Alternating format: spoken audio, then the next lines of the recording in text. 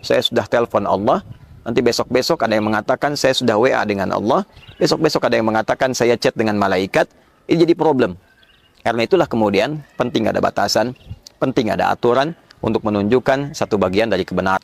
Termasuk dalam penentuan awal Ramadan, dalam penentuan awal Idul Fitri ataupun Idul Adha, Masya Allah kita mendapatkan petunjuknya. Kita mendapatkan ajarannya yang terjaga dari dulu sampai dengan kini. Penjagaan silsilah riwayat itulah yang disebut dengan isnad atau disebut juga dengan sanad. Sesuatu yang terverifikasi, tersambung transmisinya dari mulai penyampai pertama yang mencontohkan, meneladani kepada kita semua yaitu Rasulullah Sallallahu Alaihi Wasallam. Sosoknya ada, situsnya masih ada sampai sekarang, ajarannya masih ada dan terjaga sampai dengan kini. Itulah sanad. Ada komentar menarik dari seorang alim, allamah, seorang begawan pengetahuan di eranya, yaitu Al-Imam Muhammad Ibn Mubarak, saat beliau memberikan penilaian yang sangat luar biasa pada silsilah transmisi penjagaan syariat ini. Al-isnadu minad din, laula al-isnad laqala man syaa ma syaa. Isnad itu silsilah transmisi penjagaan riwayat sampai kini, sampai kapanpun, itu bagian yang sangat penting dan pokok minad din, dari agama, dari ad-din, dari Islam. Laulal isnad, bila tidak ada pola penjagaan seperti ini, laqala man syaa ma syaa. Tentu setiap orang bisa berkreativitas, ingin mengatakan apa yang dia kehendaki, tentang apa yang dia inginkan. Itulah yang menjadikan Islam begitu istimewa. Tidak ada orang kreatif menunaikan sholat subuh dari 2 menjadi 3 misalnya, atau dikurangi 1, atau dari takbir langsung sujud, bangkit lagi langsung ruku. Tidak ada. Semua teratur, semua terukur. Itulah sanad. Pun demikian ketika kita akan memasuki bulan suci Ramadan, ada aturannya. Diberikan 2 tata cara. Yang ingin mudah, yang bisa menjangkau di titik-titik yang bisa dilakukan, silahkan melihat, namanya ru'yat. Kapan hilal muncul? Di akhir bulan, begitu tenggelam kemudian matahari, dilihat. Jika terlihat hilal di akhir bulan setiap tanggal 29 dari bulan-bulan Hijriah muncul hilalnya, maka bisa dipastikan keesokan harinya adalah hari baru di bulan yang baru. Bila tidak tampak, genapkan. Bilangan bulan itu menjadi 30, lusanya adalah hari baru, bulan baru. Jika punya kemampuan, Anda bisa menghitung. Diukur, dilihat, dicek sampelnya, dan menjadi penanggalan-penanggalan yang terukur. Itulah yang disebut dengan hisab. Dulu orang sholat juga meru'yat. Ru'yat bayangan matahari. Tanam tongkat, lihat. Ukuran seperti ini, tibalah waktu zuhur. Yang demikian, ini asar. Yang begini, maghrib sampai dengan selesai.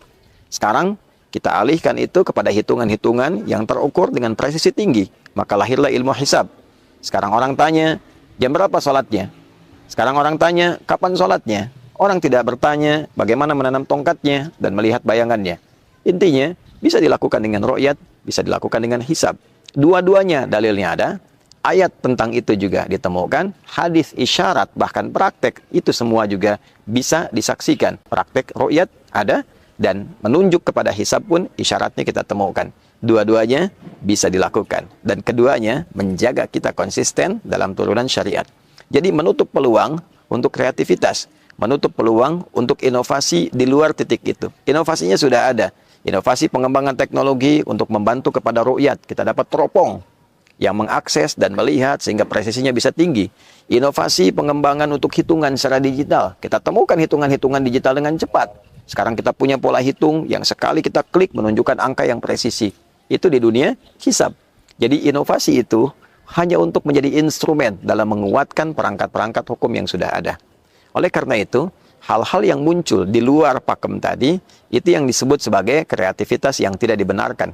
Atau dalam bahasa agama disebut dengan bid'ah, yang dimunculkan hanya kehendak semata, yang dimunculkan karena keinginan semata di luar pakem yang sudah ditetapkan. Bila ini tidak diatasi, maka setiap orang bisa berkreasi dan mengatakan, ini versi saya, ini versi Anda, ini versi dia, saya mendapatkan konektivitas dengan Tuhan, saya sudah telepon Allah. Nanti besok-besok ada yang mengatakan saya sudah WA dengan Allah. Besok-besok ada yang mengatakan saya chat dengan malaikat. Ini jadi problem. Karena itulah kemudian penting ada batasan, penting ada aturan untuk menunjukkan satu bagian dari kebenaran. Bukan perkara kita tidak perlu mencela. kita dijamin oleh undang-undang. Betul, pasal 29 ayat 2, negara menjamin kemerdekaan tiap-tiap penduduk untuk memeluk agamanya masing-masing dan beribadah menurut agama dan kepercayaannya itu. Namun, dalam konteks beribadah, dalam konteks menghadirkan kepercayaan, tentu aturan negara juga presisi, spesifik. Untuk itulah ada Kementerian Agama yang mengatur, melihat, mendapatkan pola apa yang disebut dengan agama. Jangan sampai kemudian saya mengaku Islam, tapi nilai-nilai keislaman tidak dipraktikkan. Beda ketika ada agama baru dengan pola yang baru, tidak menggunakan nama yang serupa dengan yang lain, tentu itu keyakinan yang berbeda. Tapi ketika ada yang mengatakan, misal, saya adalah seorang Muslim, tapi nabinya bukan Nabi Muhammad, ini problem. Saya seorang Muslim, tapi cara ibadahnya bukan seperti pakem yang diajarkan dalam Islam, ini problem. Karena itulah, penting bagi kita untuk belajar kembali, kemudian penting bagi kita untuk mendapatkan rujukan-rujukan yang valid, yang dengan itu kita bukan hanya nyaman dalam beribadah, tapi juga benar. Sekali lagi, bukan perkara jangan saling mencela, jangan saling menyoal, jangan saling menyalahkan. Tidak ada yang perlu saling menyalahkan kalau tidak ada salah. Yang penting adalah saling kita mendalami, saling belajar. Kalau kaidahnya hanya diambil demikian, semua orang berkreativitas, lantas mengatakan kita dijamin oleh undang-undang, kita tidak boleh saling menyalahkan. Tentu semua orang nanti akan berkreasi, dan disitulah kemudian akan tiba kekacauan-kekacauan dalam beragama. Untuk itu, kita saling mendoakan, sekaligus saling mengedukasi, dan dengan itu pula pentingnya di sini muncul peran dari Kementerian Agama, peran dari Majelis Ulama Indonesia, peran dari ormas-ormas untuk saling duduk bersama, saling menghimpun, bersilaturahim. Boleh jadi kejadian-kejadian yang muncul di sekitaran kita diizinkan oleh Allah untuk menyentuh hati kita, supaya kembali untuk mendalami agama, kembali mencerahkan umat, kembali menyatukan, tidak sibuk pada hal-hal yang tidak terkait langsung dengan nilai-nilai keagamaan. Semoga Allah melindungi kita, semoga Allah memaafkan kita, semoga Allah menghimpun kita dalam kebaikan, menyelamatkan kita dalam beribadah sampai pulang kembali kepada Allah dalam kemuliaan, dan lebih penting daripada itu, semoga Allah senantiasa menyatukan kita dalam kasih sayang, saling memaafkan dalam kebaikan, dan bangga pulang sebagai hamba Allah dan umat Rasulullah Nabi Muhammad sallallahu alaihi wasallam. Rabbana atina fid dunya hasanah wa fil akhirati hasanah wa qina adzabannar. Allahumma hdina siratal mustaqim, siratal ladzina an'amta 'alaihim ghairil maghdubi 'alaihim waladdallin. Wa akhiru da'wana alhamdulillahi rabbil